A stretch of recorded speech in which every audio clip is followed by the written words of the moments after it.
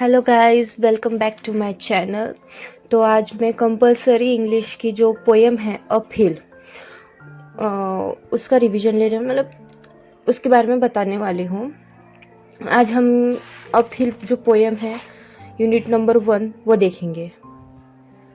तो मैं शॉर्ट में ही बताऊंगी, ज़्यादा लेंथी नहीं करूँगी। ये पोएम किस बारे में है, ये पोएम किस बारे में है और क्या है, क्या रिलेट है, सिर्फ उतना ही बताऊंगी। ज़्यादा डिटेल में नहीं जाऊंगी, पर उतना बताऊंगी कि आप पेपर में अच्छे से लिख के आए, मन से लिख कर आए। ठीक है। अपहिल, ये पोएम जो है वो एक जर्नी के बारे में है। It's a journey of life. मतलब पोएट जो है हमारा, उन्होंने ये पोएम एक जर्नी के ऊपर लिखी है कि कितने स्ट्रगल होते हैं। मतलब ये पोएम जो है ना वो एक क्वेश्चन एंड आंसर के फॉर्म में है।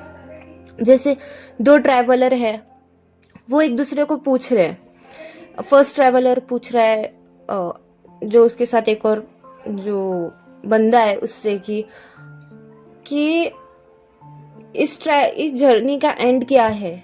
वो बोलता है कि बहुत जल्दी एंड आ जाएगा ना। ऐसे बहुत सारे सवाल है, मैं आपको बताऊंगी आगे। फिर कुछ इम्पोर्टेंट पॉइंट्स देख लेते हैं। जैसे ये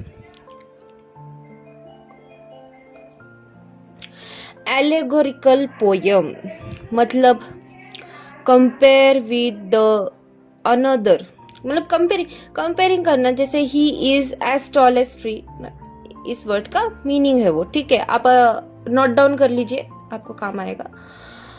uphill compare life to a painful journey. ठीक है, मैंने अभी आपको बताया जैसे अपहिल जो पोयम है वो एक जर्नी के बारे में है। जो जर्नी को किस खूबसूरती से, मतलब लाइफ को किस खूबसूरती से उन्होंने जर्नी में कन्वर्ट करके कंपेयर किया है। ठीक है, देखो मैंने आपको बताया था, one voice ask question about the journey while other voice provide the answers to them. ठीक है, तो देखते हैं अभी। आप नोट डाउन कर लीजिए और टिक कर लीजिए। अब कुछ पॉइंट्स है, जैसे मेटाफोरिकल पोएम। ये पोएम कैसी है? Metaphorical. Devotional poem, 16-line poem divided into 4 quatrains, rhyming schemes for each ABAB. Okay, use of question answer format. ठीक है, use of question answer format. Theme क्या है? Life, death and life after death. ठीक है, ये याद रखना, life, death and life after death. अब स्टार्ट करते हैं। Uphills, does the road wind uphill all the way? Yes, the very end. Will the day's journey take the whole long day from morn to night my friend? But is there for the night resting place a roof for when the slow dark has been? Maim not the darkness, hide it from my face. You can't miss that thin. Shall I meet other wayfarers at night, those who have gone before? Then must I knock or call when just in sight? They will not keep you waiting at that door. Shall I found comfort travel sore and weak of labors? You shall find the sum. Will there be bed for me and all who seek? Yeah, bed for all who comes. तो अभी हम देखेंगे कि ये जो poem है, इस poem में क्या लिखा है। जैसे फर्स्ट पैराग्राफ में क्या है? Morn to night. मॉर्न मतलब मॉर्निंग। मॉर्न किसके साथ कंपेयर किया है? लाइफ के साथ। Morn is compare to the life, night is compare to the death. ठीक है, तो आपको ये पॉइंट्स जो है, ये जो की पॉइंट्स है ना, इसे याद रख लो, लिख लो, ठीक है। तो ये जो जवाब देने वाला आदमी है वो अपने जो सवाल पूछे उसे क्या बताता है, life is a continual journey. इस पैराग्राफ में क्या इम्पोर्टेंट है, क्या बताया गया है, लाइफ जो है हमारी वो एक कंटिन्यूअल जर्नी है। वो कब खत्म होगी, जब हमारी डेथ होगी, ठीक है। तो अभी सेकंड पैराग्राफ में क्या है, सेकंड पैराग्राफ में जो क्वेश्चन पूछने वाला आदमी है वो पूछता है कि जब मैं जब मैं पहुंच जाऊंगा एट नाइट, रात को जब मैं पहुंच जाऊंगा रात में, तब क्या मुझे रहने के लिए जगह मिलेगी, ठीक है, रहने के लिए जगह। तो जो जवाब देने वाला आदमी है वो पूछता है हाँ, तुम्हें जगह मिलेगी रहने के लिए, ठीक है। तो इधर यहाँ पर इन क्या है, इनका मतलब है जैसे रेस्ट हाउस, ठीक है, मतलब लॉन्जिंग करने के लिए जो जगह होती है वो। अभी ये तो जर्नी के हिसाब से वो ट्रैवल कर रहे होंगे उसमें वो पूछ, लेकिन as per the life in जो है हम ऐसे हेवन बोल सकते, it's compare to the heaven, ठीक है।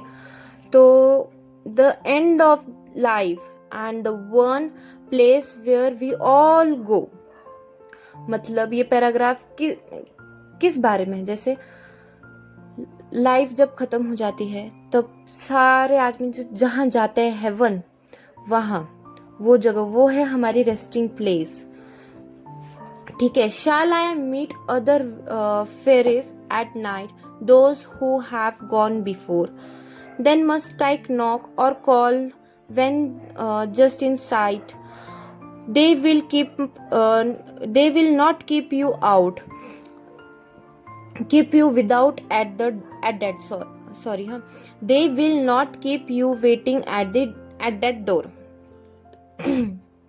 तो जो आदमी क्वेश्चन पूछ रहा है ना वो ये मतलब वो ये सोच रहा है कि क्या वहां और लोग होंगे, क्या किन लोगों से मिलूंगा, कितने लोग होंगे, क्या वो मुझे अंदर लेंगे, क्या वो मुझे अंदर बुलाएंगे, मुझे अंदर जाने के लिए क्या करना पड़ेगा, ठीक है। तो जो आंसर देने वाला आदमी है वो बताता है कि नहीं, वहाँ पर बहुत सारे लोग होंगे, जो ये जर्नी जो है, ये जो जैसे अगर हम अभी मैंने आपको बताया था जैसे कोई माउंटेन क्लाइम कर रहे हैं वो लोग जा रहे हैं, तो उसमें वो जो पहुंच चुके हैं, जिन्होंने वो जर्नी खत्म कर दी है वो लोग मिलेंगे।